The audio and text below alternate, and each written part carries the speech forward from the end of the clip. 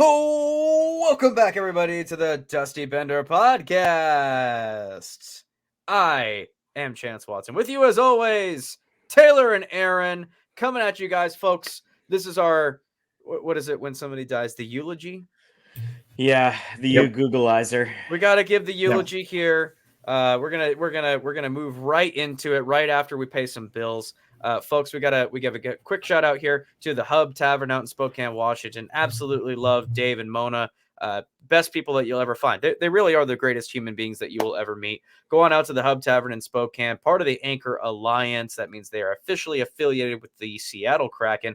Go on out there, have a beer, watch some hockey, and bring some cash because it is a cash bar. Also, hop skip down the road is Monterey Cafe. Jeff and the crew are the absolute best people right next to Dave and Mona. You know what? I'm going to actually be okay with that. I'm going to say that Jeff's just a little bit lower because he was rooting against my Red Wings very recently. So he was a good sport about He was a good sport about it. I texted him and I said, "Hey, I need your boys to lose tonight." And he said, "Fuck you." So I said, right. No, I respected that. I think that makes him a better person. Honestly, it will. Yeah, he got some point. Makes him better. All right. You know what? Dave and Jeff, top tier people, okay. Best humans on the planet. Go on into Monterey Cafe, sing your little heart out, go in there and just scream into the microphone. You know, whatever song is going on, Celine Dion, Madonna, Shania, whatever your heart content, go on in there, sing your heart out. And then once you've worked up an appetite, have a slice of pizza because it's delicious and it's affordable. And you can also have drinks there. There's lots of drinks there. Every single bartender behind the bar is just an absolute gem. Gotta love Monterey Cafe. Also, shout out to Fire Chief John Miller, longtime listener, longtime supporter of the show.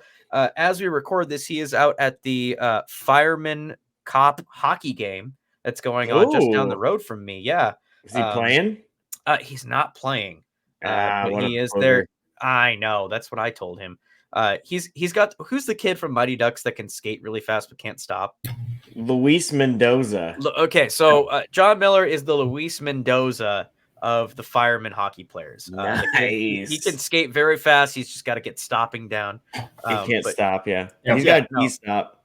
Yes, absolutely. Yeah, so John's right down the road, watching some hockey, watching some cops and firemen battle it out and beat the hell out of each other.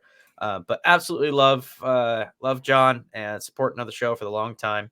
And I think he sent me some pretty good memes recently of the Coyotes, which we'll get to here in a second. And of course, got to shout out the Hockey Podcast Network. Jump on over to the hockeypodcastnetwork.com and check out all the amazing content on there. If you are subscribed to the Coyotes podcast, you should probably unsubscribe from them because there's not going to be much to listen to. Okay. Yuck. Burn through all of that. Guys, it's time. We gotta give our blessings. We gotta give our pour one out. Yep, our last hurrahs here. For the Arizona Coyotes, in our roughly 30 plus years of life, how many teams have we seen die in the NHL? The Thrashers. Too many. The Jets. We watched the first round of the Jets die. Were we born? We were born. Whalers. I don't know if I was actually paying attention to hockey, but Aaron, you're the stats guy. Did we were we here for the Whalers? I don't know. Aaron's like old. Yeah, I might have been. He's old money. Oh, Aaron was around when the Kansas City team was there. Yeah, I was. You guys might have been. The Whalers was 1997. No. Okay. I was technically. I didn't know they existed, but they were alive. You were still pooping your pants at that point, I think. Yep. Yeah, absolutely. And then the North Stars. And then the Nordiques went to Colorado in 95. Right, the Nordiques. Wow. Okay. Wow. Damn. And then the Minnesota North Stars, who relocated. Yep. Well, they had a cameo in the Mighty Ducks movie, right? So that's right. So this is not the first. Yeah, that was 93. This is not the first NHL team that we've been alive for that have been relocated, and honestly probably won't be the last. As we mentioned, the Winnipeg Jets, it doesn't seem like they're on too sure a footing at the moment either. But you know what? Now is not the time for the Winnipeg Jets. Now is to talk about the Arizona Coyotes and the long torrid history that they have had as a franchise, fraught with mostly disappointment, mostly non-playoff berths, and horrible management. I'm going to send this off to you, Taylor. With my first question is, with the news coming out that is official that we could see the Coyotes relocating to Salt Lake City, Utah, as soon as next season. Like we could see them fielding a team in October. Yep. How is this Raffi Torres' fault? There's multiple people to blame here. Raffi Torres definitely number one on the list. Then I would jump to Frank Saravelli, definitely. Okay. Yes. Number two, he had something to do with this. Couldn't have anything to do with the Morello ownership group because they've been absolutely the best thing to happen to this team in multiple years. You know, the great one even shares some blame here for that year that he coached. Yeah. I mean, that's not wrong. That was a terrible year. Yeah. It's a fucking shame, man. It really is. I don't want to say. I mean, what's crazy, and someone else posted this, and I should have wrote down their fucking thing. Just the amount of Coyotes fans that came out of the fucking woodworks to talk about this situation, right? It's so sad, right? Like, you know, I think what really is a shitty part of it is it's like if you are Canadian and you had a part in saying that the Coyotes should have moved for the last 15 years, go fuck yourself. Like It's just, you know, this is a fan base that have literally put up with all this shit, and you're literally like you're just dogging on people who are legitimately sad about this shit, and I think that's fucking wrong. So that's the rough part of this, right? Like it's not like that's terrible. And I don't mean to insult former Atlanta Thrashers fans here. I'm sure that all five of you are there's a couple. I'm sure you're good people, but like it's different, right? Like the Thrashers just struggled to even get a fan base, right? Like it struggled to take off in Atlanta, and it didn't help that they weren't good. Like I think we talked about this on a previous episode. They made the playoffs like once. Yeah, they had one appearance and I think they got swept. Right? Like yeah. Sure. So, but the Thrashers just never were able to take root. They never got a fan base. They never had a solid following. And then also, like the Thrashers never were the catalyst of like other hockey, like youth hockey and stuff, popping up all over Georgia. Mm-hmm. Yeah, did, man. Like there is you've been there. You've lived there in Arizona. There is a fan base. Yeah, I mean, like there wouldn't be there wouldn't be a 67 goal scorer this year if 68? The Coyotes did not exist. 68 officially, right? Yeah, he's got 68. Yep. There wouldn't be a record-breaking hockey player this year in 2024 if the Arizona Coyotes just never existed. Yeah, right? if the best American player of all time wouldn't exist without hockey in the desert. Like it's stupid. And the amount of like when I first moved down to the Phoenix area, I could get 2016, 2017. Okay. I could have rented out a fucking rink down there for like $100. Right. And even since we have moved, it has just absolutely fucking exploded down there. Youth hockey is huge. Like adult league hockey is huge. There's ASU. So much ASU. ASU wasn't even an afterthought for a D1 team, and they're officially a D1 hockey team. Yes, that's respectable. Like it's a respectable team.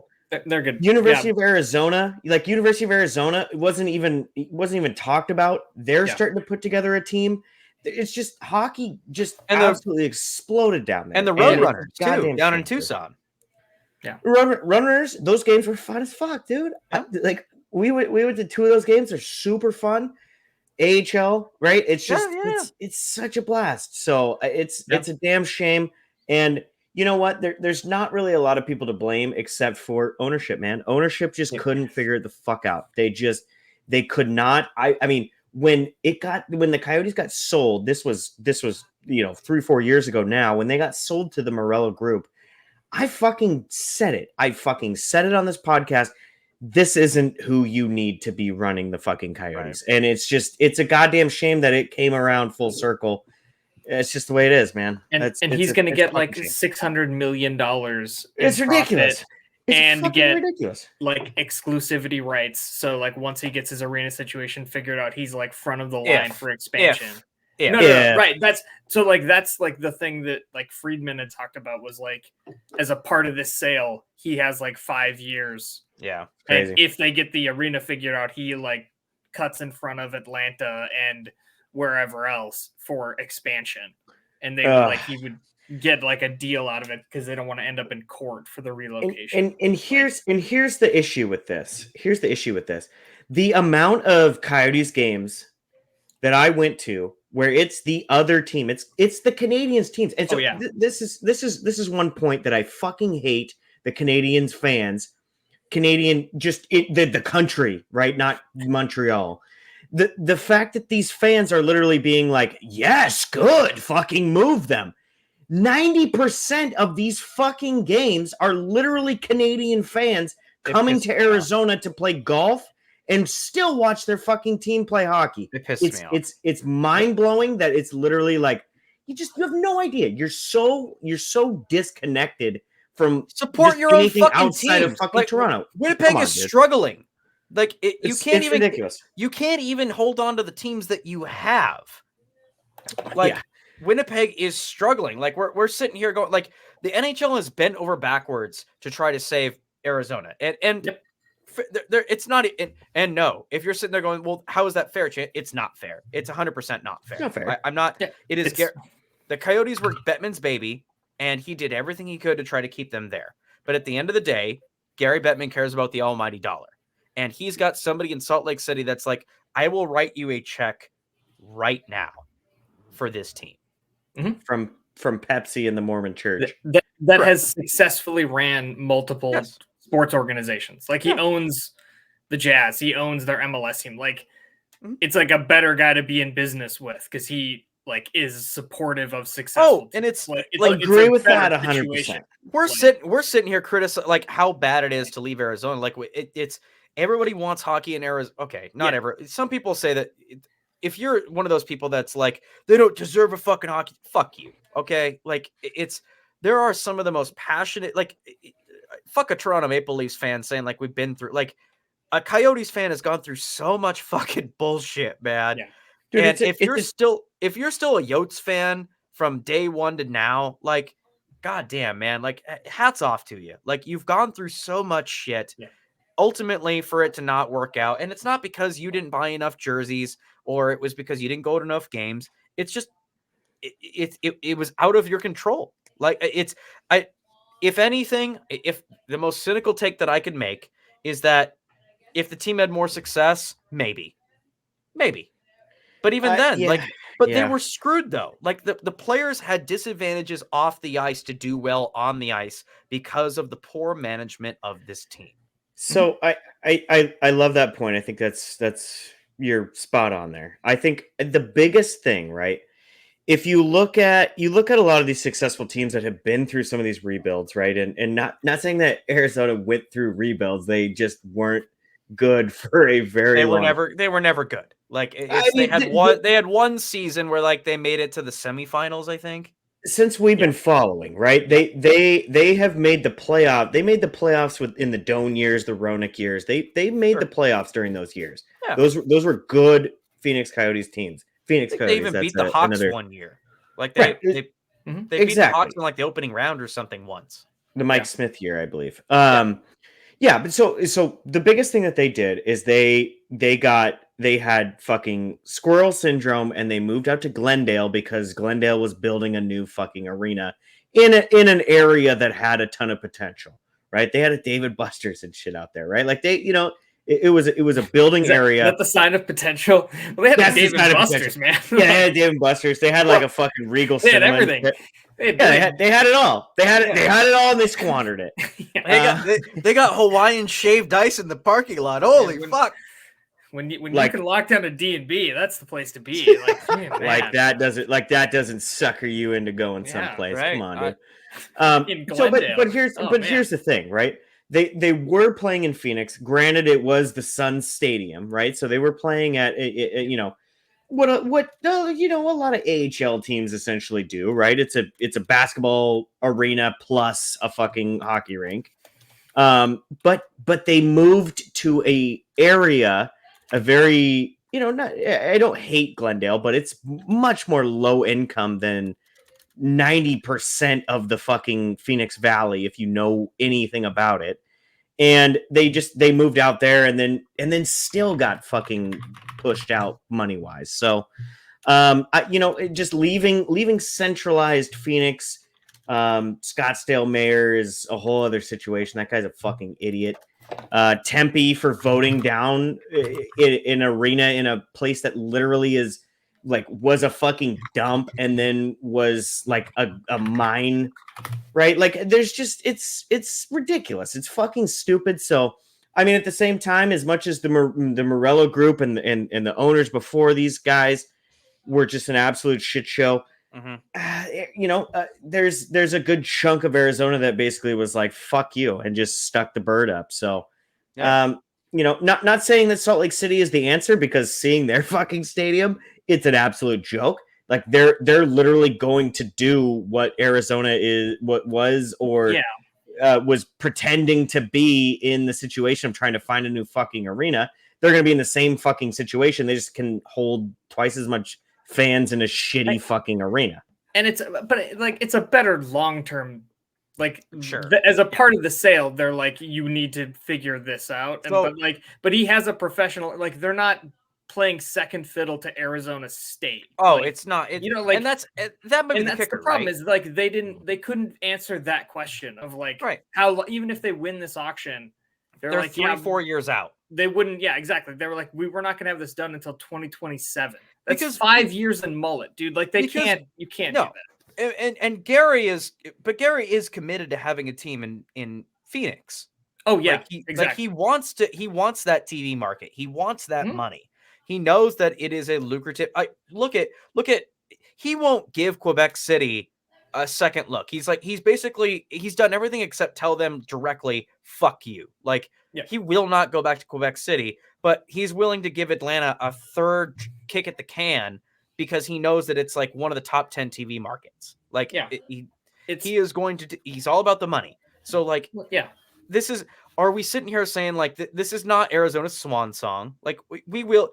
We unless we're all have an untimely death at some time, we will most likely see an Arizona Coyotes, an Arizona hockey team in the NHL in our lifetimes. 3, 4, 5 years. And I think Friedman had said that as a part of the sale, the Arizona Coyotes IP all stays in Arizona. So they're not going to be like the Phoenix Coyote or the Salt Lake City Coyotes. That stuff stays in Arizona. So when they do go back, they could be the Coyotes. Sure. Okay. But to be honest with you, if it's within the next 5 years where this move and this absolute joke of ownership with the Morello group is still fucking fresh, there's no support. What is there for a Coyotes fan base will basically tell them to fuck There's off. So much against him right now. No, it's terrible. It seems like build your fucking arena. It's going to be a concert venue because there's going to be zero. You thought there was the league, Toronto Maple Leafs fans thought there was no fucking support in Phoenix, Arizona right now. There will be zero fucking support if Morello gets an expansion team in the next 5 years because they'll literally tell him to fuck off. It'll still be Gary Bettman's. It'll be Gary Bettman's hill to die on. I whether it's Morello or not, I do believe that Gary Bettman is committed to having hockey in Arizona because of the money potential there. It will culminate in stuff. And it's working in Arizona. That's what you want. Arizona and Vegas are the two successful, most successful Southern expansion. Vegas is a hockey market now. Vegas is a textbook example of if you win, we've got a team. Exactly. Yeah. Right. There's so much support in those markets for those teams. Vegas has now established themselves as a franchise. And I mean that in the sense of look, look at the Maple Leafs. The Maple Leafs haven't fucking won a Stanley Cup since since the Eisenhower administration, I think. And good God. Yeah, think about that. It was Nixon. Like, let's. Was it Vietnam era? Like maybe before Vietnam. 1967 is their last. 60, okay, so right before Vietnam. So we hadn't even gotten to Vietnam yet. Freebird is not a thing. Lots of stuff. So, but that organization has survived this long because it's a dedicated fan base and they've built that up. So Vegas, I'm not even going to say if. Vegas will be bad in like we're coming like it's coming quick. Like they've sold their soul to be good now. Like Vegas will be bad in probably 3 years. 3 or 4 years. Like I was going to say 5, but I don't hate 3. Yeah. I honestly, I think it'll be they're going to lose Marchessault in this offseason. Alex Martinez doesn't do much anymore, but he's like, Marchessault and Stevenson are going to hurt. Like, no, the problem is that they're going to start running. Yes, they're still okay with going out and buying players, and that's great, but you can only spend so much money, and they're not. There's nobody in the pipe. Like we've talked about this on the show before. There's no one in the pipeline. Oh, it's barren. They have 3 draft picks this draft. They have our first round pick, and then it's the 6th round. So good on them for having a first rounder though, dude. They're pretty good, honestly. Yeah, that's because of the Calgary deal, like that conditional first they got, so they didn't have to spend their own. So like, yeah, that'll be like, but they're all in. Like when Pietrangelo starts to age, and like those guys, like that's not a young team. Like they're all in to like get 2-3 cups now, and like but it does show that. But like, man, it does show that winning will help. Like I'm not saying it's 100%. Everything. Like talk to a Columbus Blue Jackets fan. Okay, like now that the Coyotes are done, they might be the next in line of most suffering like expansion franchise. Like at least Minnesota. Talk to your dad. Right? Yeah, we'll bring him on the show. It's the only one I know. Ask it. Yeah, correct. Fucking that guy knows every single play. He's like, oh, we got some guys coming up from Lake Erie, and I'm like, oh, okay. Yeah. Oh, dad knows more about the fucking Blue Jackets than anything. But it's like they're right up there. Like even Minnesota has had like kicks at the can where like they've made the conference finals, right? No, they made the conference finals once in their franchise history. They made it. Okay, well, in Columbus has one franchise win or one playoff win. Yes, overall, but yeah, Minnesota, they made the conference final one time, and then it's been a lot of one and dones after that. Nashville has, made it to the Cup final. Like I'm talking like that 2000 expansion, era. Like even those have had some success, and they're still fun. Like nobody's sitting here saying that like, what is Columbus kind of a joke sometimes? Sure, but no one sits here is like, no one's worried about the Columbus Blue Jackets leaving. If anything, Cincinnati might be getting a fucking team. So that's their biggest concern is having. I don't want to talk about expansion. No, we don't need to get expansion. Makes me fucking sick, dude. And it's gonna happen. So what are we gonna do? 125 teams at some point? Like what a fucking joke. Yeah, like you need to have the franchises that are in your league financially viable before you start expanding. Like so dumb, dude. Gary doesn't care as long as the money is there.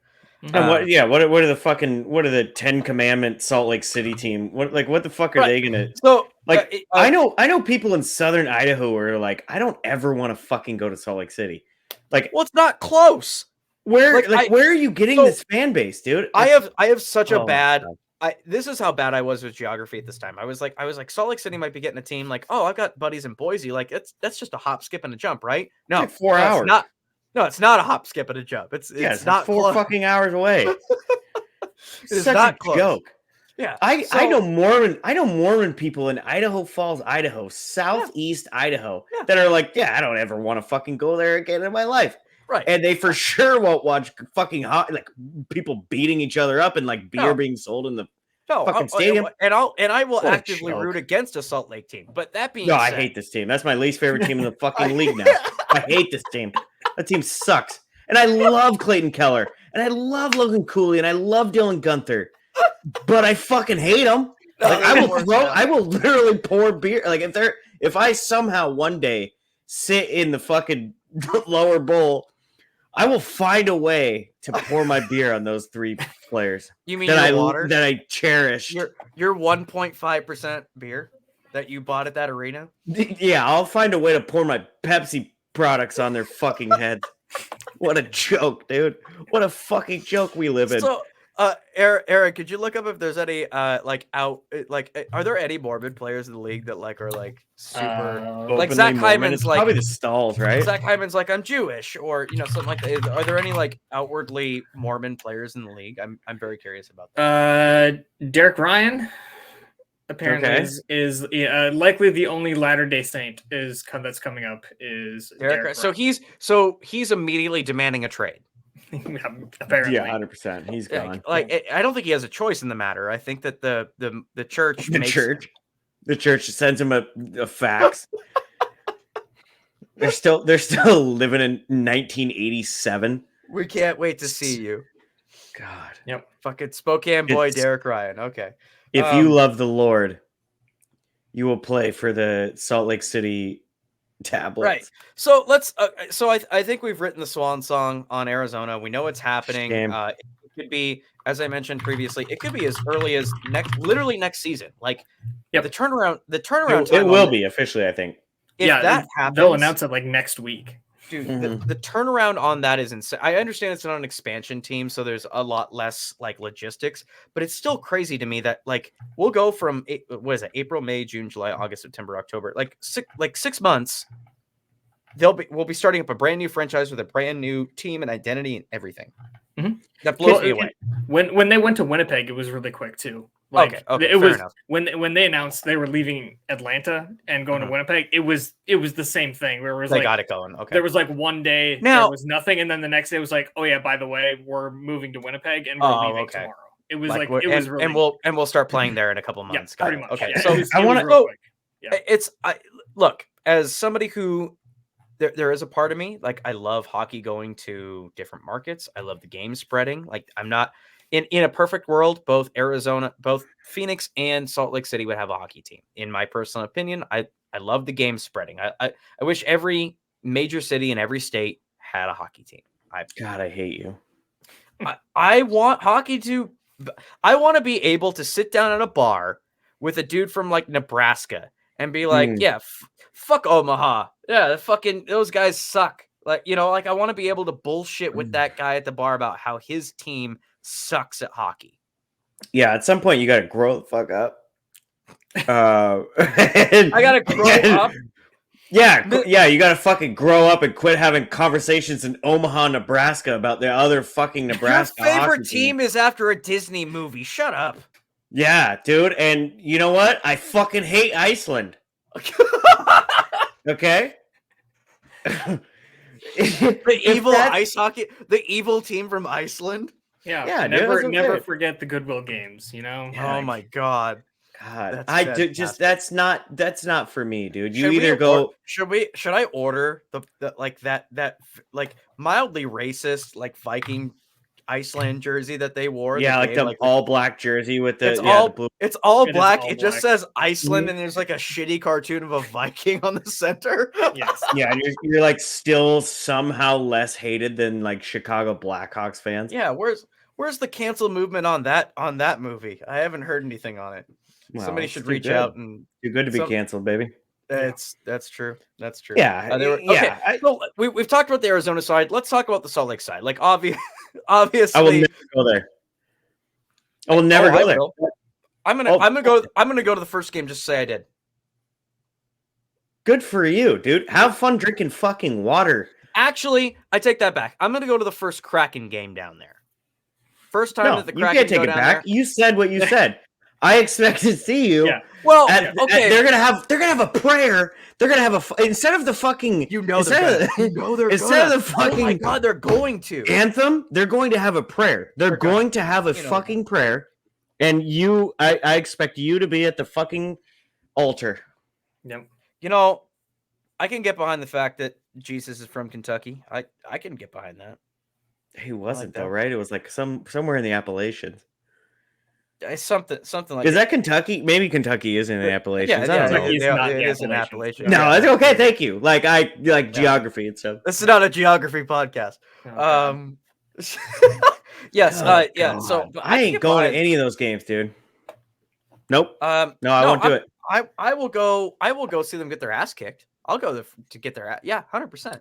Here's my thing, though. I'll be the most aggressive. Ooh, we should go wearing Coyotes jerseys. Yeah, I could do that. Okay, perfect. And I'll still pull my We'll go to a Kraken game in Coyotes jerseys. Okay. Against the Salt Lake. So okay, that's the big thing right now. Like obviously, no one's taking the open-ended survey seriously. I think I saw the leading candidate right now is the Salt Lake Super Soakers, which is not going to work. Probably not. I mean, Mormons are pretty sheltered. They might not understand what we're talking about, but in any case, what the hell? It's got to be something generic, right? Like I don't care. You don't care. I don't know, dude. Like, I don't care. I don't fucking care. I you know what? I hope they have the shittiest mask. I hope Bowie goes down to Salt Lake City and beats the fuck out of whatever mascot they make. Whatever it is. It's garbage, dude. I don't care. That team, that's like literally they could be the worst team in the league for the next 10 years, and I will still it's a lot of hate them. A lot of hatred on that. Okay, all right. Yeah, I hate them. I hate them. It's fine. Okay. All right, this is an anti-Salt Lake team podcast. 100%. It's just for me, like the Coyotes were just about to get good. Look at Logan Cooley. That is the sad part. Yeah, that really is the sad part. Gunther, dude. That really is the sad part. Sucks, man. Like a year or like one more year, maybe two, and they're a playoff team. I think with the right moves, and I like Armstrong. I think I like what Armstrong has done there in the 3 years that he's been there. I like what he's done. What's the DraftKings odds on the Salt Lake team making the playoffs in the first year? Because I would put money on that. They 100% will.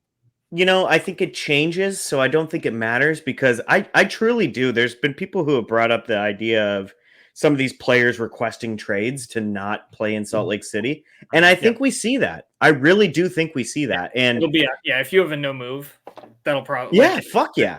They're gonna be like Winnipeg in that I imagine they're gonna be on a lot of lists. 100%, dude. 100%. I mean, it won't be the worst destination, but it's definitely not the best by any means. Like I'd rather go to Salt Lake than Edmonton. Fuck that, dude. If I am a Zach Hyman type, I'm going to Edmonton, baby. Well, okay. I'm going to Edmonton. I want to have a fucking career here. We're talking about we're talking about livability in city. I'm not talking about the actual team. I haven't been to Edmonton, so I don't know. Like, yes, I understand like the draw, but that's it, right? Like what are the two draw? If I'm an NHL hockey player and they're like, I want you to come and play for the Edmonton Oilers. What are the two draws? I get to skate with Connor McDavid and Leon Draisaitl. And there's a really big ass mall. That's it. Like, we don't get a lot of sunlight. It's always cold. There's nothing within a 4-hour drive. Like, it sucks.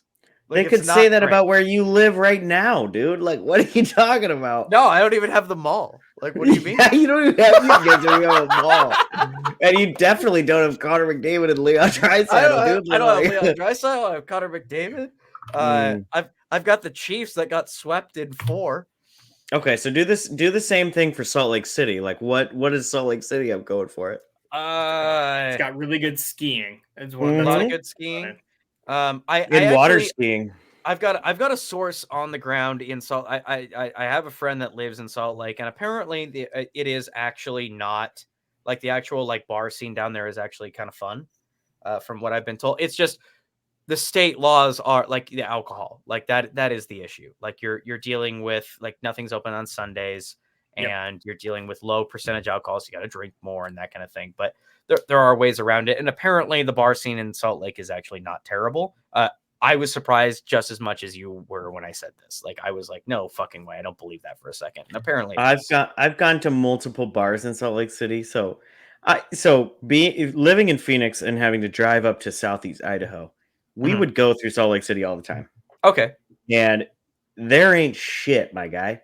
Okay, all right. The breweries are like 3%, right? Like they limit the percentage of brew. It's literally like your IPAs are fucking like lagers. Like Sure. it's not. Yeah, man, Salt Lake City bar scene is like it's high school all over again, dude. Like Okay, it's gotcha. fucking high school. It's not. You know, and not taking anything away from your buddy. It's just it's nothing. I'm sorry. It sucks.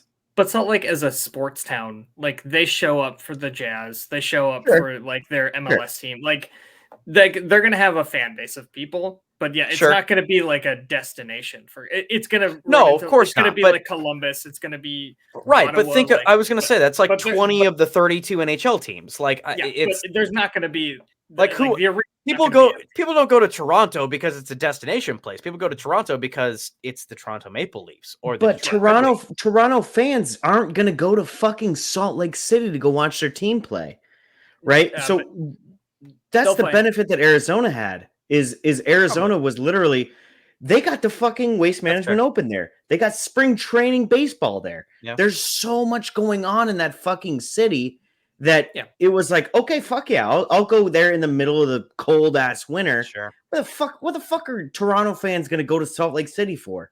Nothing. There's literally nothing there that they can't have a better fucking experience with in their hometown. Maybe cheaper tickets to the game. Like maybe. Probably. I feel like Matt. Probably. I feel like Mac. I feel like Mac in Always Sunny in Philadelphia. Like I. That sounds wrong, but I don't know enough about Utah to disagree with you. So. Yeah, and look, you know what? I'm not even playing the Mormon card here, right? Like, I mean, we could. It has nothing to do with that. See, that's where I'll lean into it. That's where I'll lean into it. Is like I just don't necessarily see a franchise. I don't know, man. Do you think a successful if they don't win, okay, if they win, that's different. Like you win, you can make any franchise basically work. Like, but if they don't win, how long have they got? Yes, and given the players they're given, I think that this works in Salt Lake. 100%. And I think given the players that they have and like what's coming in the pipeline and and 100%. Their history as a sports market, I think that they will succeed. Is there hockey in Salt Lake already? Yeah. So the Utah was the Utah, I think Grizzlies, I think was an ECHL team, right? Correct me if I'm wrong. Okay. And BYU's got a team, but it's not like they have a club team. A club team. It's essentially D3. They play like U of O and shit. But to what kind of what you're talking about, Aaron, or kind of alluding to, they had Karl Malone, right? So they had very good fucking Jazz teams to where, of course, that market is going to succeed because they had good fucking teams back when essentially nobody knew who the fuck the Jazz were. And then Karl Malone was just the absolute fucking stud and walked in and they had very good teams for the Jazz. So yeah, to that extent, it can kind of work because they already have the Clayton Kellers and the Nick Schmaltzes on this fucking team. And Logan Cooley and Dylan Gunther, the way that they've basically, like Torini, the coach, has fucking rolled those two out together. They're fucking hot. Like those two are going to be very good NHL players, especially if they stick on this line because they've had so much success. This team could honestly make the fucking playoffs next year, and that's what pisses me off even more. Like I will hate this team even more if this sick fucking Coyotes team that they were building down there in Phoenix, turns into a playoff team next year. I think it ruins the whole. It's literally not, fuck you. It's not fair for Coyotes fans. It's not fair for Coyotes fans, and it would be hard for me. Like if I was a hardened Coyotes fan, like I've been rooting for this team forever, it would be very difficult for me to root for that Salt Lake team. 100%. I don't know. I think a lot of people are bashing. I think it'd be fine. Aaron, I think you put it perfectly. Like it's a Columbus market. Like it'll be fine. They'll have a solid fan base. They'll have lots of fans that will. I don't doubt for a second that they're going to have a problem selling out the arena. I think they're going to do just fine. I think it's just the fact that I think we all have a bitter taste in our mouth because this really sucks for Coyotes fans. Yeah. Well, they won't have a problem selling out the arena because it's literally 2/3 of a fucking NHL arena. That's true. We're literally walking into Aaron. It's Did 14. you look up those details on that? thing. Because it's 14,000. And so the arena they're supposed to. Yeah, go ahead. Yeah, so the arena that they're going to play in the Delta Center to start off with. The Delta Center is 14,000. They've had games there before, and then they've already gotten all the agreements from the local governments to build a new arena. So rather than playing a mullet for the next 2 or 3 years, they'll play in the Delta Center. They'll fill 14,000 people every night versus the 5,000 that mullet, which is 12,000 more than what mullet can. Mm-hmm. Yeah, mullet's like 5,000, and so they'll go to 14,000. They'll sell it out while they build the new arena. But they've already, unlike Arizona, the group in Utah, they've already got the approval from the government and from the local government. Like it's all in the works. So from just a strict ownership perspective, this is a good move.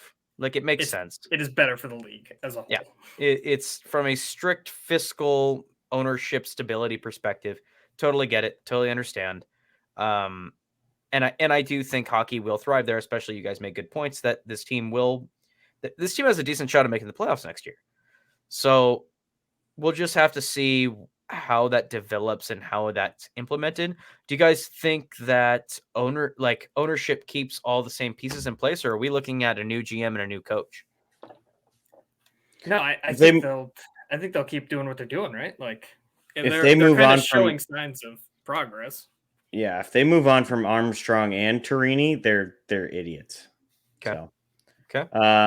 To be honest with you, I don't disagree that it can work in that market, but it is strictly a Utah, like they need to band together. They're going to have fans in Utah and Southern Idaho, and that's about it. Yeah. Barely. I mean, to be honest with you, a lot of Southern Idaho, there's a heavy Mormon influence in like where, it's not U of I, it's not Boise, but it's the other one. It's Idaho State. Idaho State. So yeah. Pocatello.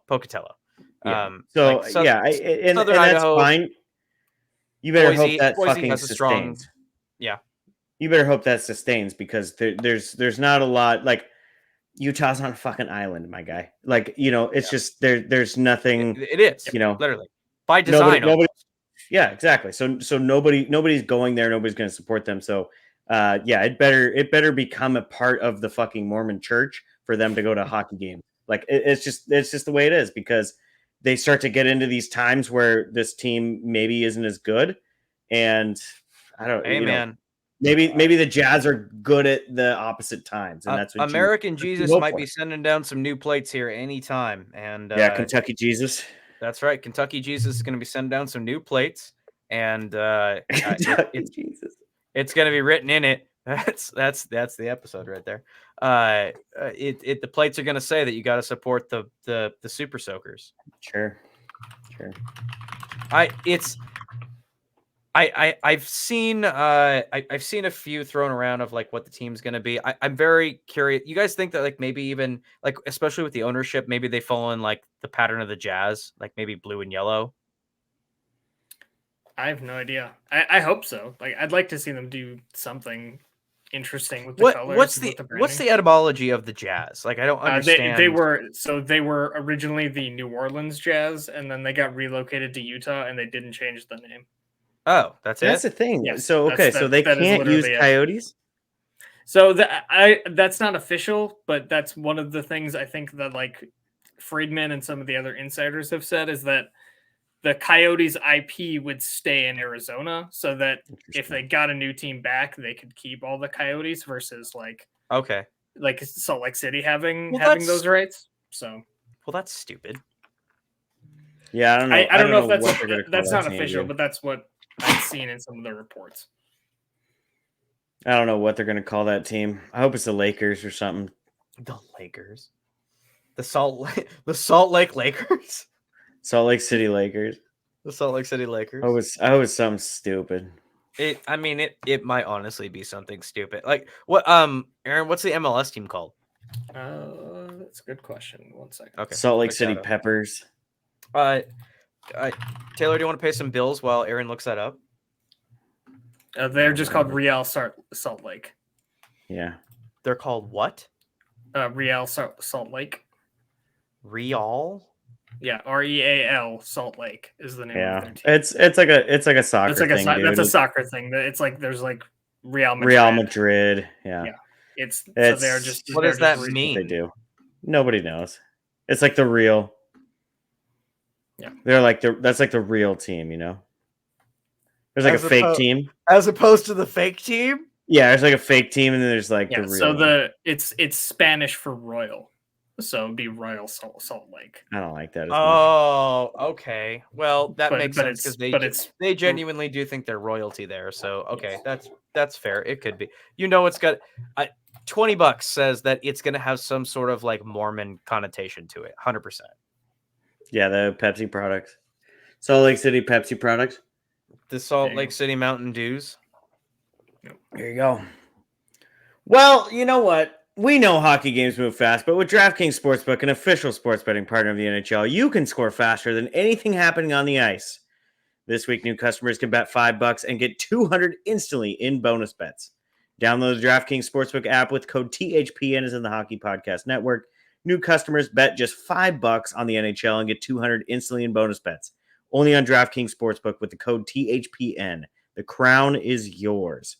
Gambling problem? Call 1-800-GAMBLER. Visit www.1800gambler.net. In New York, call 877-8-HOPENY or HOPENY 467-369. In Connecticut, help is available for problem gambling. Call 888-789-7777 or visit ccpg.org. Please play responsibly on behalf of Boot Hill Casino and Resort in Kansas. 21 plus age varies by jurisdiction. Void in Ontario. Bonus bets expire 168 hours after issuance. See dkng.com/hockey for eligibility and deposit restrictions, terms, and responsible gaming resources. NHL and the NHL Shield are registered trademarks of the NHL National Hockey League. Copyright NHL 2024. All rights reserved. Oh, good break. Get me off of that fucking Coyotes shit. That fucking Salt Lake garbage. Move on to something a little more positive. Yeah, I'm salty about Salt Lake So City, salty man. From it. It's just always traffic through there, too. It's garbage.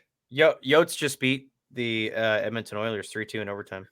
Yeah, that's what's annoying, dude. That team is actually going to have a fucking shot next year. And, you know, the Kentucky Jesuses don't fucking deserve that, dude. Utah Yotes. Not bad. I hate it. They even have Yotes there? I assume so. Probably. They go pretty north.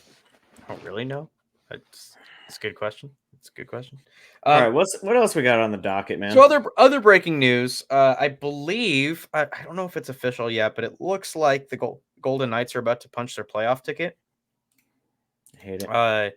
The Hurricanes beat the Blues tonight 5-2. The Golden Knights are beating the Wild tonight 4-1. That's probably pretty good for them. I should probably pull up the standings, honestly. How do we feel about because there was a bit of a scare for a second. How do you feel about the Golden Knights making the playoffs? I mean, in general, I don't want to play the defending Cup champions ever, right? Unless I have a team that is just fucking stupid good. I don't think you ever feel comfortable about that until you see something. But I mean, I got to be honest with you. This whole circumventing the cap shit, like I want to put it to them, dude. If I draw the Golden Knights in the first round, I'm busting balls, man. I'm busting my ass to fucking prove that shit isn't gonna fucking work. You know, so I almost at the same time, and this is more of just a mentality of the way that I used to play hockey and the way that I just like hockey in general is I want it. Fucking bring it, dude. Yep. Fucking bring on the Vegas Golden Knights and let me put up a hat trick as realistically what I would have been a fucking fourth line player. Sure. Right? Like let me fucking dust them myself, you know? So what's his face they got from San Jose hasn't been doing much lately. I mean, Hurdle is literally Hurdle. You know what I mean? Yeah. He's played like 2 games. Like he's just coming back, and Stone just put on non-contact injury, so he's like they're getting healthy. But yeah, they're not like they're not cruising into the playoffs. Like, hey Taylor, Stone is becoming healthy. What do you think of that? No, I think it's totally legitimate. I think everything that the Vegas Golden Knights are doing with their long-term injury reserve, especially with Mark Stone, is completely legit. Ethical, and really. There's nothing wrong there. No, absolutely. It is just absolute perfect timing that Mark Stone will miss the entirety of the season, but be perfectly healthy and ready for game 1. Yeah. Someone did post somehow, some way. Someone is better at the internet than me, but they did cut the last 3 years of Mark Stone LTIR, deactivate or, put on LTIR and then activate it off LTIR.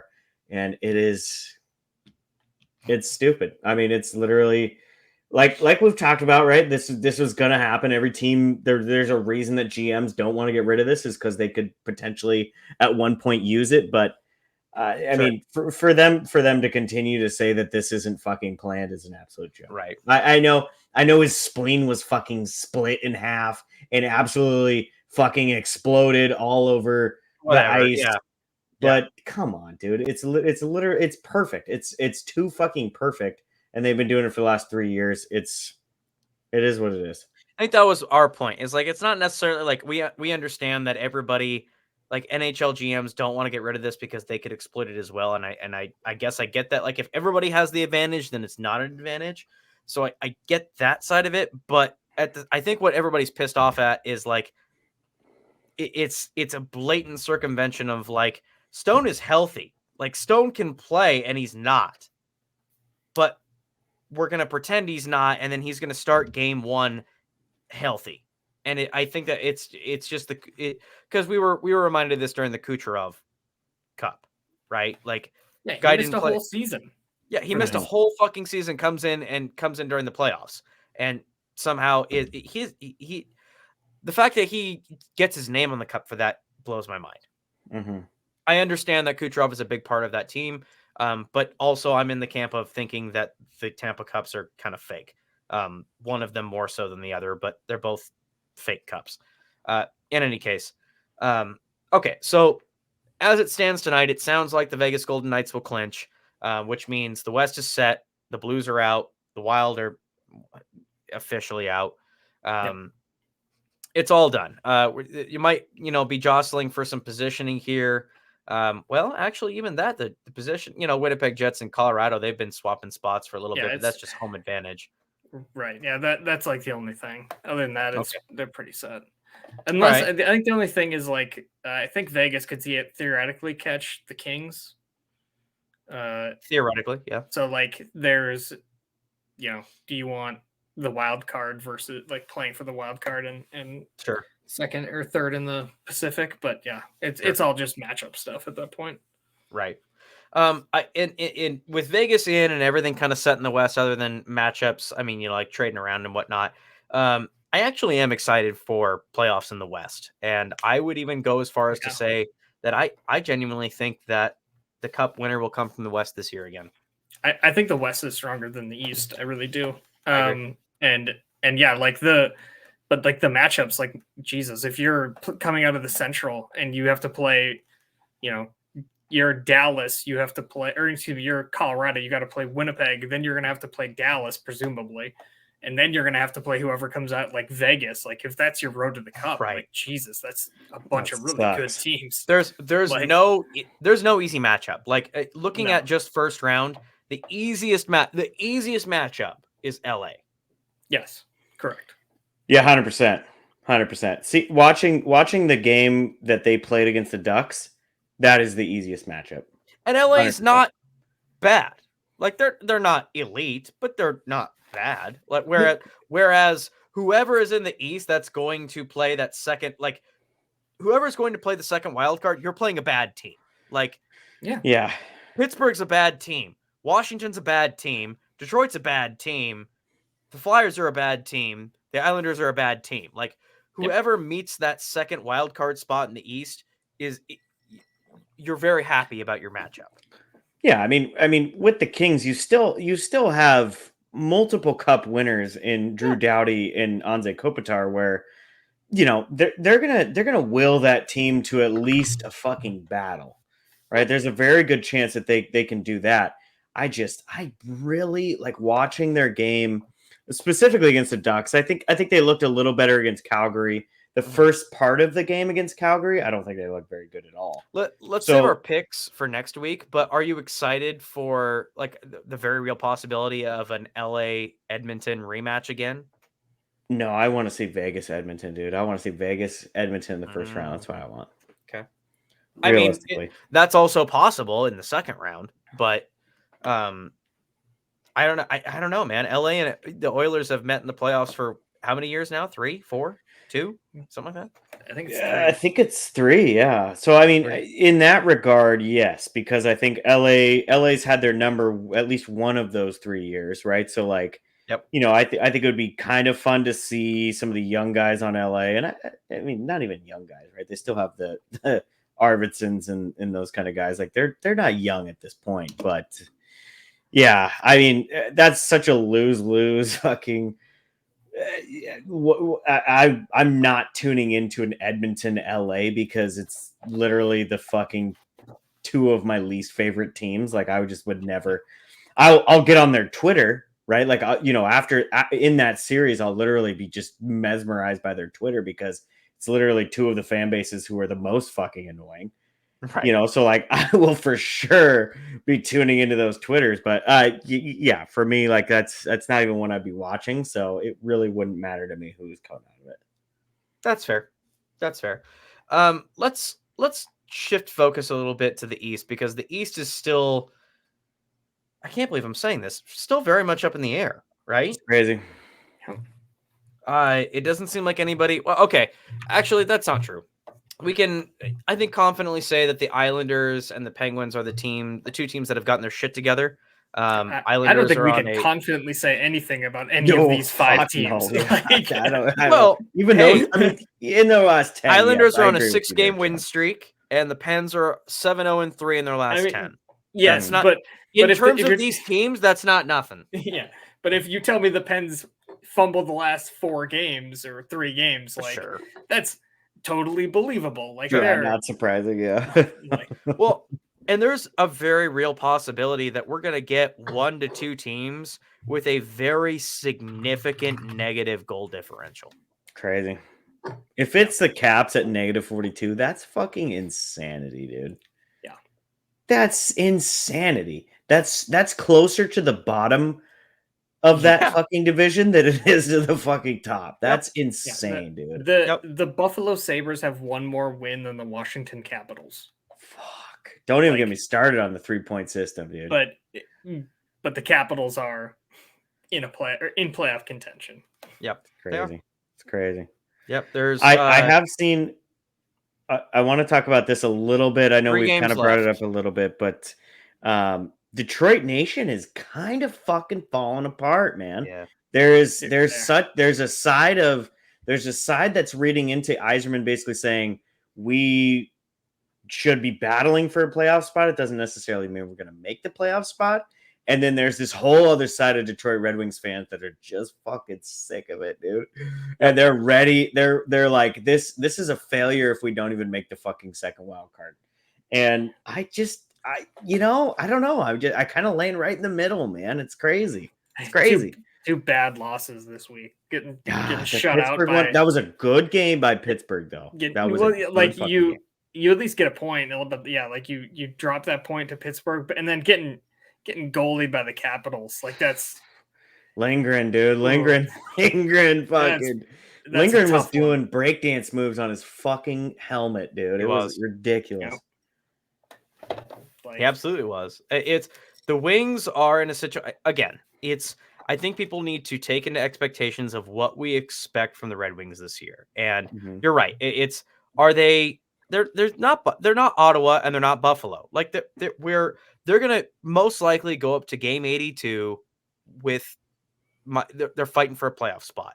Which, if anybody who knows anything about the Red Wings and have been following them, especially like I have, this is progress. Okay, this time last year, the Red Wings were not even in conversation for the playoffs. They were out of it. Like, it was at the deadline, Yzerman decided that they're sellers and they're not making the playoffs. That was it. It was done. So the fact that they're playing meaningful competitive games right up to the 82 game mark is measurable progress for the Red Wings. I think people, this is me being both sides of this. This is me positive. Like, I think people forget the hole that Ken Holland dug the Red Wings into. Sure. I think now, are there legitimate criticisms? Absolutely. Yzerman thinking that, people like Andrew Kopp were going to be a good stopgap. People that Jeff Petrie and Sherratt are good stopgaps to hold the team over while the young kids develop. Yeah, that's fucked. Like, these guys are useless. Like, this is Andrew Kopp is Anders Lee all over again. Like, that it is just a terrible signing and shouldn't have happened. Wait, not Anders Lee. Who is the long-term Philly guy or Islander that the Red Wings signed and he was just dead weight most of the time? Who am I thinking of? I don't know. You're putting pressure on me, dude. He was a career Islander for a while. Anders Lee played for the Islanders. Did he play in Detroit? He still plays for the for Islanders. Yeah, he's still so maybe it's not Anders Lee. It was another career Islander that the Red Wings. Nielsen? No. Fuck. Who was it? It was a long. Anyway, there's a lot of long-term signings on this team that are not working out, and that does make Yzerman look bad.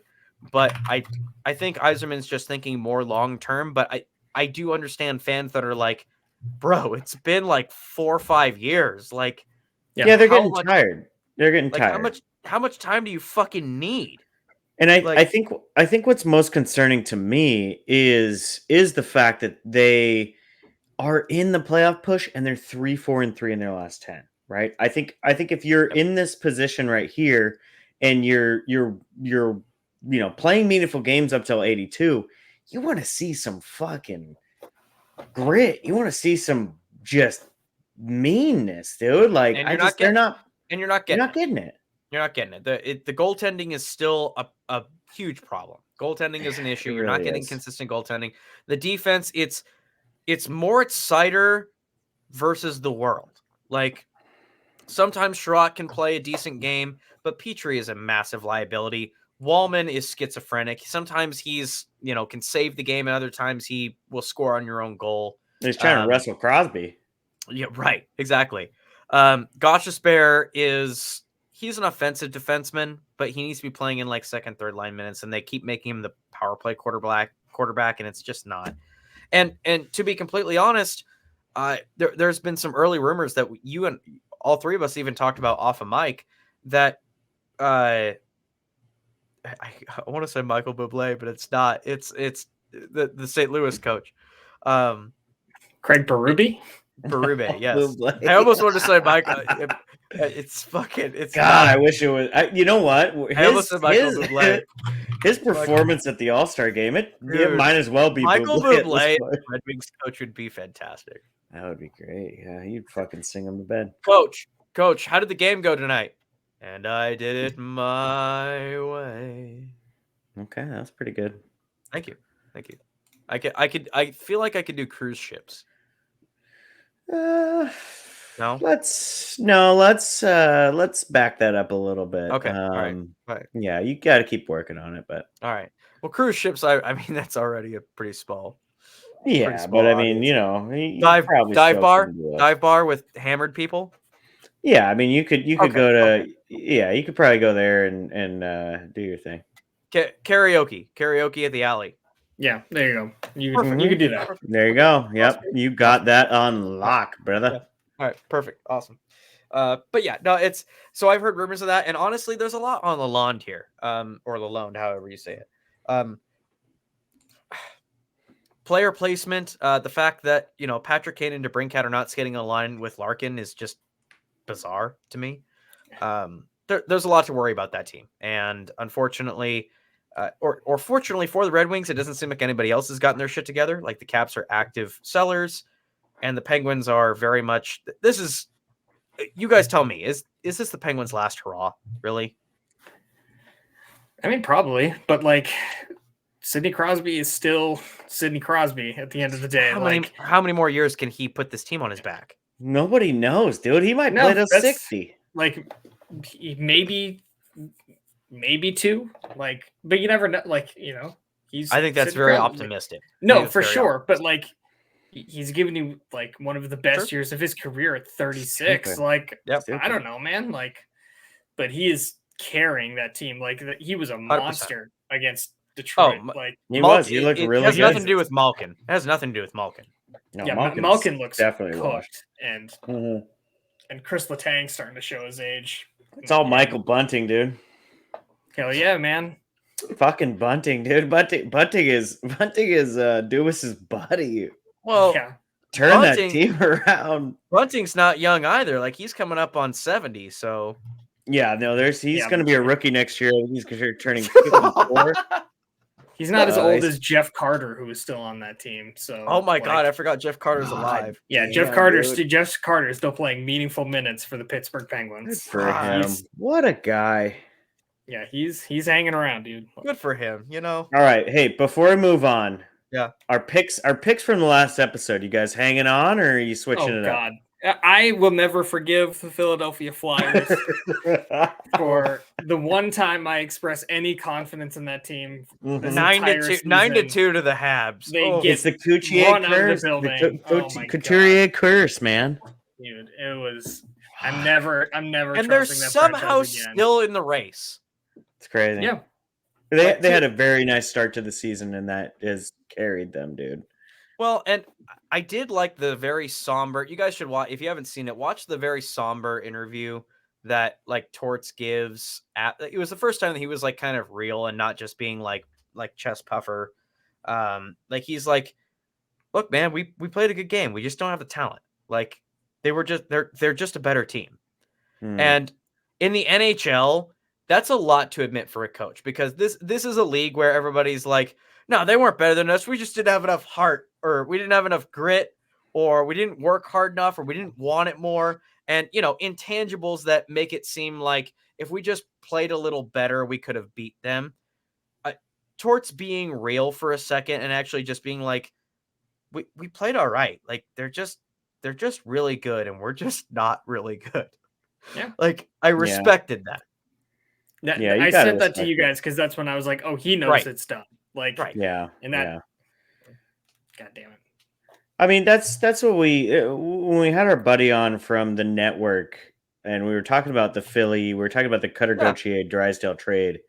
Yeah. I think that's kind of where you and I were going, right? And I think and realistically, rightfully so, there was still a ton of positivity in Philly at the time, right? We can make the playoffs. We're going to make a little push. We're going to do our thing. And I think we kind of had the more realistic mindset of like, look, this was kind of a nice little run for them, but they're not quite there, right? Like this was probably closer to a rebuilding year, and they surprised a little bit, right? And not in the Nashville. We have Andrew Burnett, who is a surprisingly good coach to apparently 31 other teams in the league. And a GM, Jack Adams votes. Yeah, and realistically, who a GM in Barry Trotz, who probably should have been a GM the whole fucking time, because he can make some good moves and is realistic with the way that he's trying to build this team. I just I think that's not what it was in Philly. So I think we're just kind of seeing them come back down to earth a little bit, right? Like this is probably, I think we maybe would have liked to see a little more fight in them, but yeah, realistically, they're out, dude. I mean, I don't remember what the game I was watching that I was texting you guys about, and I just said these guys are cooked. I mean, this is not a playoff team. They don't even believe that they're a playoff team at this point. They're getting fucking dusted, and they haven't played good hockey realistically in 2 months. So, Philly's last 2 games are at home against the Devils and the Capitals. Yeah. This is not a team as currently constructed that can survive the loss of Carter Howard goaltending. Like, and Couturier, right? I mean, you're sticking your captain on the fucking in the rafters, and it's just Granted, like he hadn't been playing well, but 100%. But there's a reason that he's wearing the fucking letter on his chest is because he is a leader on this team and was identified as a leader on this team by your coach, who literally just said, "We're packing it in." Right. So it's just, to me, it's just, I think there's a very good chance, this is all speculation. There's a very good chance that it came down from Briere and the management basically said, like, look, we're not going to do it. Let's phone it in a little bit. Right. Like, you don't want to admit that, but fuck, man, it feels like that. Right. Yeah, it does. So looking at the let's even that out real quick here. So top of the spectrum, bottom of the spectrum. Are any of us picking the Flyers to make it in? Nah. No. Okay. Are any of us picking the Islanders to not make it in? No. I think with as many games as left, I think they're in, dude. Okay. So we got 3 teams, Detroit, Washington, and Pittsburgh, fighting for that last spot. The Pittsburgh Penguins have 3 games left. They're going to play Boston, the Predators, and the Islanders. Not the best ending schedule. I kind of like it, though. This is one thing we touched on a little bit in the last one. I kind of like them playing the better teams, and my reasoning for that is you're gonna get up for those games more than you are for a fucking Columbus or an Anaheim or a fucking Chicago, right? So Fair. you're gonna put your best foot forward. Where if you're playing Columbus, you might Pittsburgh not. played Boston on March 9th and lost 5-1. Yeah, man, that sounds right. That's but I mean, they've been playing yes, and they're both going to have stuff to play for because Boston's only 1 point ahead of Florida. So correct. Like, and the Preds are not looking. I mean, they've got stuff to play for too. So, those games, those are all meaningful games. The Capitals have 3 games left. They're playing Tampa, Boston, and Philly. Tampa, Boston, Philly. I mean, Philly's their only win. I don't like the Caps at all. I don't either. Yeah. So I think, to be honest with you, I think realistically that last wild card spot is between Detroit and Pittsburgh. I don't like Caps. The Wings have 3 games left. Leafs on the road, Habs at home, Habs on the road. Well, those are 2 pretty nice games, although the Habs just dusted Philly. Right. Yeah. So I mean, it's not going to be a cakewalk, but like in theory, like if you're an optimist, you're thinking 2 wins and an overtime loss. Yeah, but unlike if you're an optimist, if you're thinking you're getting the best Red Wings team, but you're not right now. Mm-hmm. Like, I mean, it seems like if you're a Red Wings fan right now, you're thinking that the sky is falling, but in reality, like, they beat Tampa on the first. They lost 4-3 to the Rangers, which are a really good team. They beat the Sabres they needed to beat. They got goalied by the Capitals, and then they lost an OT game, a very close OT game against the Penguins. So such a good game. Yeah, so it's I understand from like an outsider's perspective, like it might look like the sky is falling, but they haven't been playing terrible. It's just like the Penguins are they're playing for their lives. The Capitals had no reason to win that game. It was, you just get goalied sometimes. It happens. They beat the Sabres, which you're supposed to beat. New York, I mean, losing 4-3 to New York is not bad. It's not bad. Like, that's a respectable loss to a very good team that might win the Stanley Cup, and beating Tampa is a solid win. So if you're optimistic, you go 2-0-1 in that last stretch, and that might be enough to get you in the playoffs. Yeah. Yeah, it's tough when all these other teams are playing for 2 spots and the Wings only have 1. Like, yep. But I will double down. I will say I'm going to stick with it. I'll ride or die. The Red Wings are going to grab the last spot. I'm not. My logical side of my brain is saying no. The logical side of saying is it's Pittsburgh. Crosby's going to drag that team, but I'll stick with it. I'm not going to change. I'll say the Red Wings get that last spot. I respect you for that, dude. I like that. Who do you got, Taylor? I mean, I'm sticking with my original. I'm going Islanders and Pens. Okay. I think, and I honestly think that that's probably what's going to happen. But yeah, and strength of schedule, I think definitely the Red comes into Wings have the play. best strength of schedule. But They really do. They really do. But I think even the Habs are playing good hockey right now, which is crazy. Yeah, Slavkovsky is on a fucking tear. Slavkovsky is proving that he deserves to be the first overall pick right now. The Habs are 5-4-1 in their last 10, so not bad. Not bad. 500 hockey for them. 500 hockey for them is pretty good.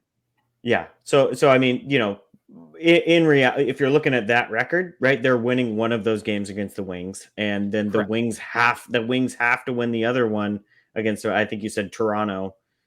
Whoever they're playing their next game, because they play the Habs. Habs are going to take one of those last two, because I think that's where the Habs are at in their season.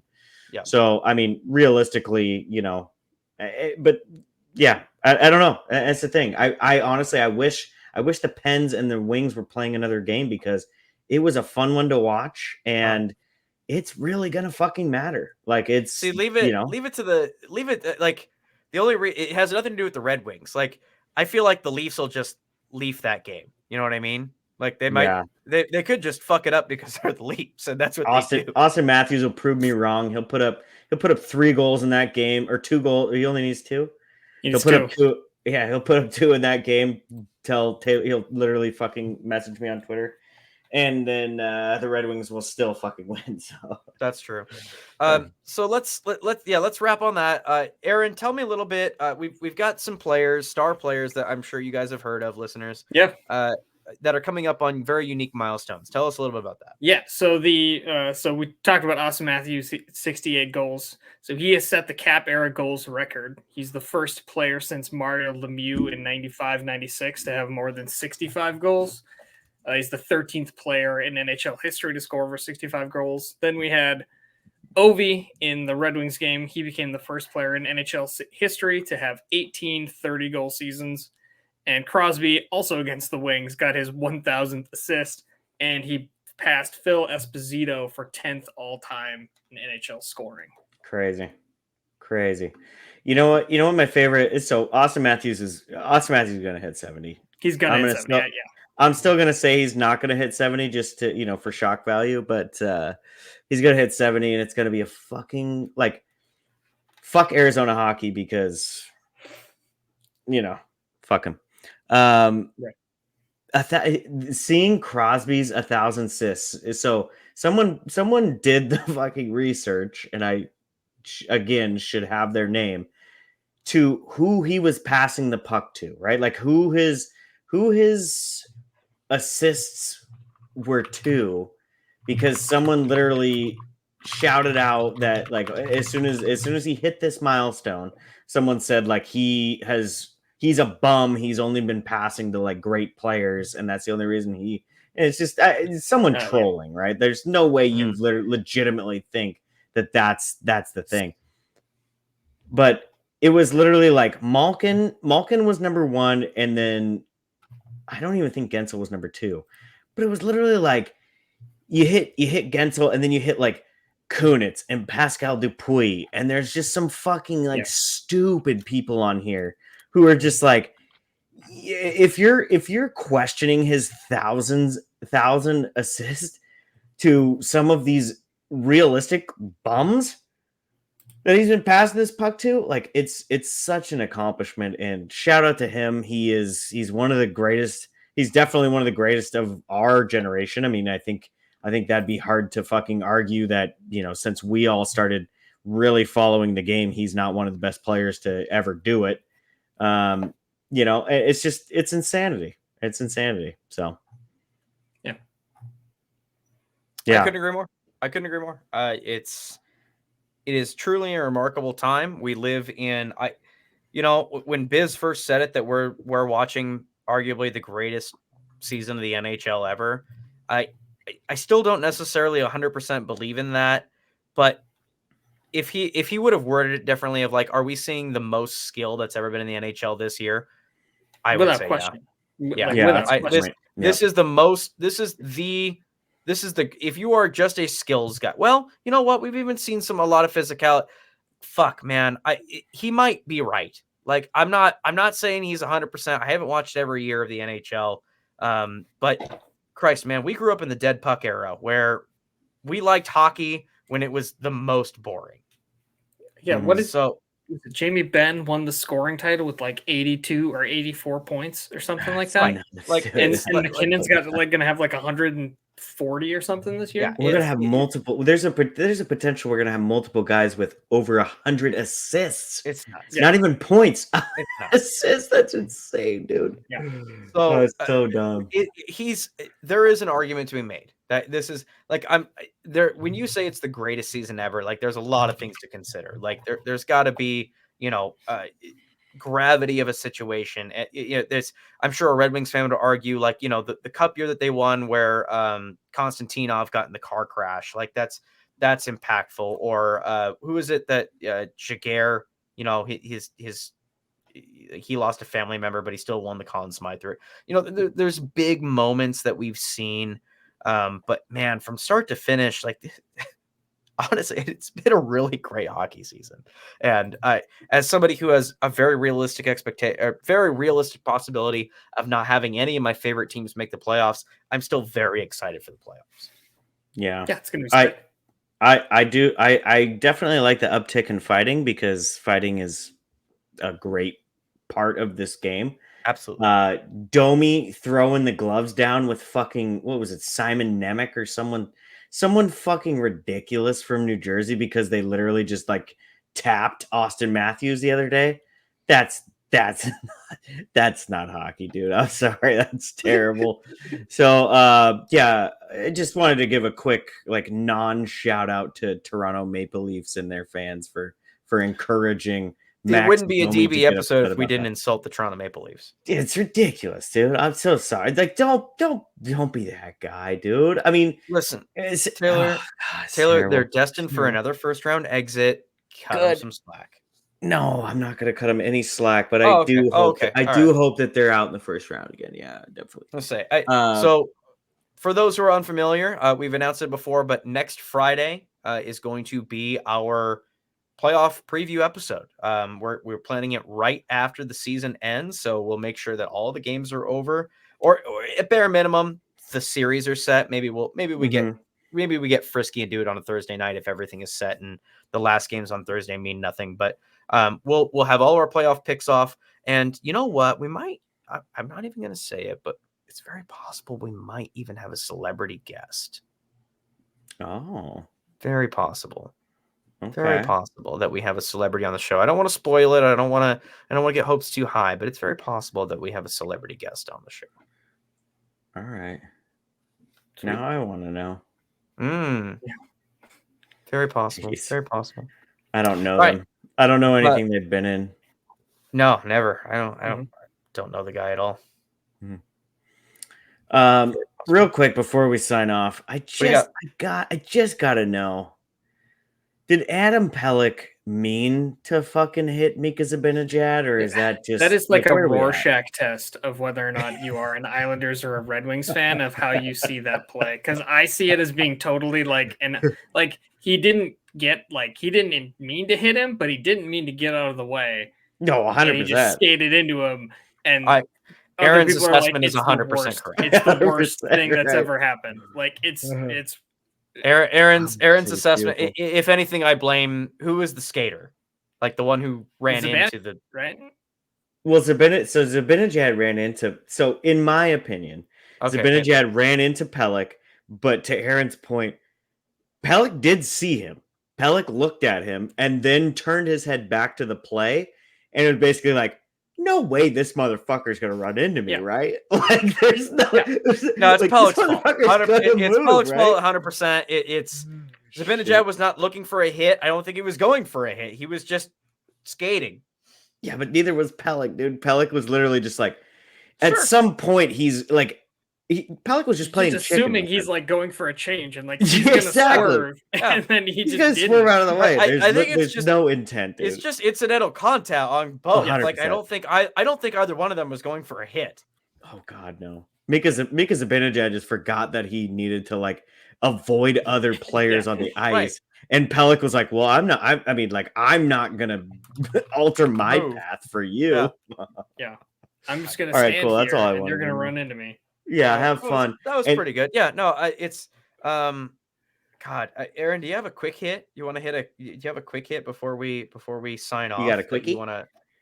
Macklin Celebrini is the youngest Hobie Baker winner of all time. He officially won? He won tonight. Yep.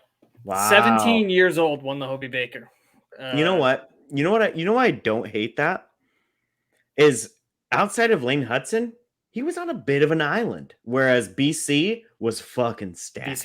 That's part of the problem is like Gauthier was on the nomination, but like you could have easily has had like Will Smith on the ballot, like so 100%. They were kind of taken away, and then like Jackson Blake and from North Dakota, but like he was a distant third.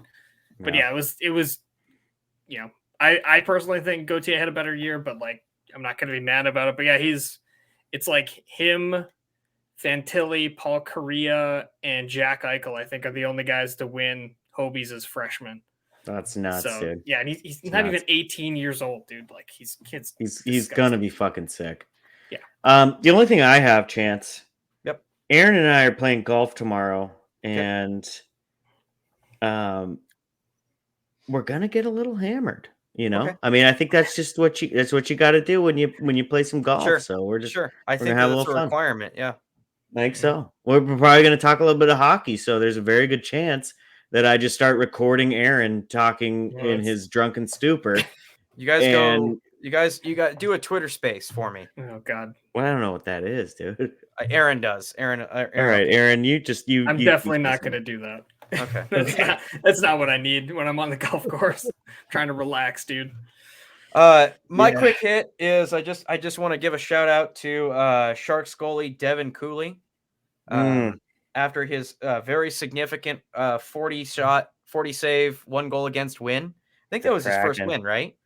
No, it wasn't his first. No, it wasn't his first win. He won the other. He won his first start. Okay. But he's a relatively newer goalie. Yes. Gotcha. Okay, so he comes in.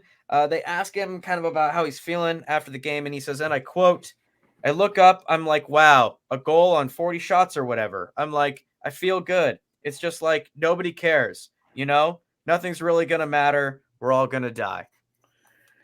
You would, yeah. That's so on par with like your mindset, dude. Like you're such a dark. Yeah, that's why you like Matt Murray so much, dude. I think Devin Cooley actually took over the franchise for Hot Topic that Matt Murray owned. Yeah, he's like emo 101. Oh, absolutely. Like he's teaching an emo 101 class. You know that's a beautiful fucking quote. You walk by the Sharks locker room and you're just hearing My Chemical Romance. You know it. Yeah. And literally all the other players are just yelling at Cooley to stop playing that song. Yeah, it sounds about right. It's like, dude, I can't. The season's already not depressing again enough. Yeah, the season's already depressing enough. Fifth time pre-game he's played fucking My Chemical Romance. The same song. Followed up by some Green Day. Good for him. Yeah, he's having an existential crisis down there in San Jose, but everyone should be. He's having he's too young to be having an existential crisis. Is he though? Because I don't know. How old is you hit 18, you start paying bills. That's the way she goes. Is that when it starts? You start paying bills, and you're like, you start paying bills. You know the world is ending. Like at any point, it could just end. Because he's 26. He's I was gonna say 25. Oh, he's. I was gonna say 25. Yeah, no, he's totally old enough to know that nothing matters. He's lived enough life now. Well, it's like Heater when Heater knows that nothing matters when there's an offsides review. Dude, Heater only cares about big boobies, dude. That's like literally all he's here for. Let's end with Heater's latest tweet. Tweeter. I don't even know what it is, so this is going to be very exciting. Here we go. Okay. Oh, it's in Japanese. I don't know what this means. Okay, he says it in Japanese or Chinese or whatever. It's crazy how drunk I'm going to get tonight. I want to attack a big ass with my mouth. Let's see what happens. I know a little bit of Japanese, and that sounded like English to me. Okay. Oh, well, I mean, it was translated. Okay. They also did let us get to Friday, if you didn't already know. Those motherfuckers. You know who let us get to Friday this month? Who? Or this week? Fucking the Morello group. The Morello group let us get. No, they're furious we got to Friday. They're not happy about that. They're pretty furious. Yeah, they're fucking. They're absolutely livid that we got losers. to Friday. It's fucking losers. I honestly hate the Utah Lakers, man. They're gonna be your least favorite team. Yo, 100%. The Salt Lake City Peppers. The Salt Lake City Peppers are literally the fucking worst team in the league. I hate them. I hate them so much. Cooley's now become your worst fucking just cursing him out. And he's not even mad about it. Like I'll text him. He's like, I get it. Yeah. He's like, dude, yeah, no, I get it. I hate being here. Fuck. Watch, he's gonna love it. They're gonna treat him like a king. They're gonna love it. They're gonna think it's terrible, and then the Mormons are gonna get there and they're gonna treat him like a fucking god. Dude, what he's gonna like? They're gonna call him John fucking Smith. He's gonna get carried. He's gonna get carried into games on that like thing from Egypt. You know what I'm talking about? Yeah, the fucking platform. Yeah, the little platform. They're gonna like pick him up on it, and they're gonna walk him into the arena. He's not gonna walk anywhere. 13 points in his last 13 games, and Dylan Gunther is right there with him. That team is not going to walk anywhere. That kid's going to have 12 wives by the end of the season. He already has 12 wives. He's like 19 years old, dude. He's definitely legally he's going to have 12 wives. Oh yeah. He had 12 wives in Arizona. It just wasn't quite legal yet. Yeah, it's just a minor legality. Minor inconvenience in both figuratively and literally. Sure. In Utah. All right. Everybody, we appreciate you guys listening. We hope you had fun this episode. Please remember, we do have a giveaway going on. Jump on over to our Twitter page or our Facebook page and follow the instructions on there, and you could win a very nice, I actually have it right next to me right here. You can win this very nice Kraken beanie. We'll send that right to your door. It won't cost you a thing. All it will cost you is your time. Go on there, follow us on Twitter, subscribe to us on YouTube, subscribe to us on whatever audio catcher that you listen in on. We appreciate all of your guys' support. It's just, three guys sitting here drinking beers and talking hockey, but we hope you have fun when you sit and listen to us, and we give you a chuckle, give you a smile on the way to whatever dead end job that you're at. Yeah, quick shout out to Brew Jackets. Thanks for coming out. You guys are fucked. We just pretty much doubled up this weekend. So look, I'm not saying that we are going to immediately claim that we know more about hockey than everybody in the network after we win the league, but we should. But we should because we do. We do. Like this is irrefutable proof that we know more about hockey than every other host in the network, right? Like I feel like that's not an embellishment here. Like I feel like I'm not taking fantasy hockey too seriously when I say that. No, I mean you can't put up 54 points to 3.4 and pretend like we didn't fucking in a 20-team league. This is the first time I've ever been in a 20-team league. Oh, it's ridiculous. I wish we had some money because we would have. Yeah, there would have been much more prizes coming at you fans. Absolutely. If the Dusty Bender podcast would have just absolutely. You know what? If there was money on the line, we wouldn't probably brag as much because we would have the money. But now we got to have something, so we're probably going to talk a lot of shit. Honestly. Yeah, these motherfuckers better know, dude. We're gonna bring every team that we beat onto the podcast, and we're going to berate them legally. Over air. Bring them on. All right. It's coming on to the show. Brew Jackets host. How you doing, loser? So, what do you even know about hockey? Because it kind of seems like you suck. Seems like you actually don't know anything about hockey. I don't know why you're on the show, actually. Interesting. You want to talk about something else? Movies? Like, what do you know? What do you fucking know? All right, let's get out of here. Dude. Let's get out of here before we say something mean. That's right. Yeah, meaner. Yeah. Bye, everyone. Goodbye.